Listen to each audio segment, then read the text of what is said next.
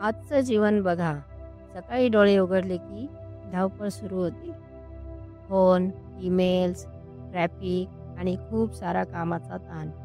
यात सगळं काही आहे, पण मनात शांतता आहे का?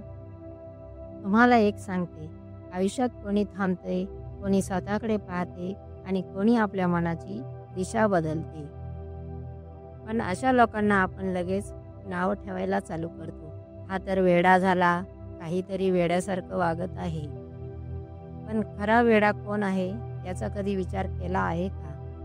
रोज नको असलेलं आयुष्य जो जगतो, घर, गाडी, बंगला हे सगळं असूनही जर आपले हसू खोटे असेल, तर मग काय अर्थ आहे? स्वतःसाठी जगणारा माणूस वेडा हा नसतो. तो फक्त वेड्याचं सोंग करत असतो. समाजाच्या चौकटी मोडणारा माणूस कधी कधी आयुष्याची खरी गोडी चाखत असतो.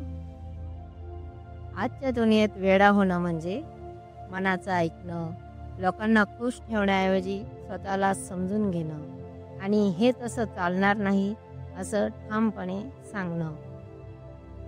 वेडेपण म्हणजे स्वप्नांवर विश्वास ठेवणं, स्वतःच्या मूल्यांवर उभं राहणं आणि आयुष्याशी मैत्री करणं.